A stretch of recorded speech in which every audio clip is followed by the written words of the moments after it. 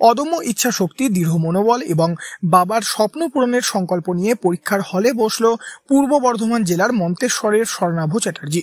সদ্য বাবাকে হারানোর গভীর শোক বুকে নিয়েও উচ্চ মাধ্যমিক পরীক্ষায় অংশ নেওয়ার সিদ্ধান্ত থেকে এক মুহূর্তের জন্যও পিছপা হয়নি সে।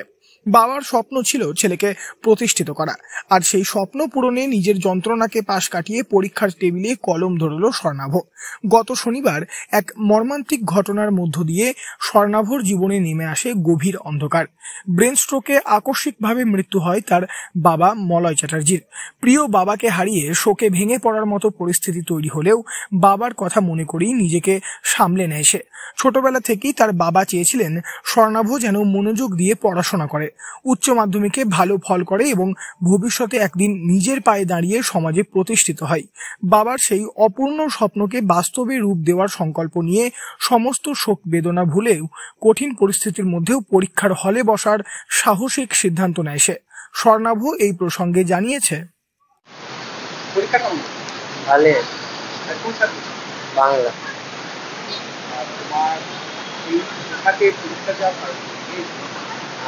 বাবা মারা গেছে শনিবার রাত 9:30। ব্রেন স্ট্রোক হয়েছিল।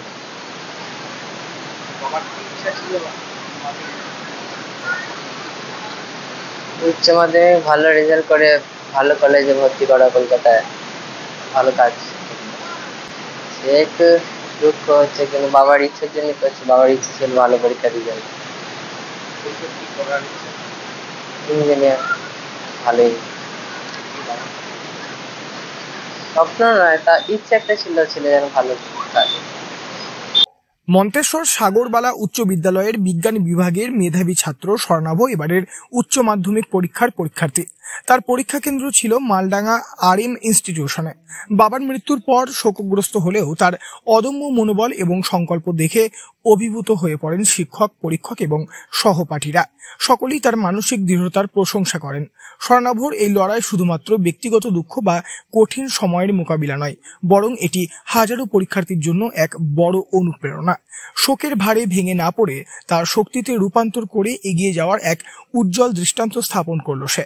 বাবার আশীর্বাদকে সঙ্গী করে স্বর্ণাভ তার স্বপ্ন পূরণের পথে এগিয়ে চলেছে, যা নিঃসন্দেহে সাহস, দৃঢ়তা ও অধ্যাবসায়ের এক অনন্য উদাহরণ হয়ে থাকবে। পূর্ব বর্ধমান থেকে বনোয়ারিলাল চৌধুরী, লোকাল 18 বাংলা।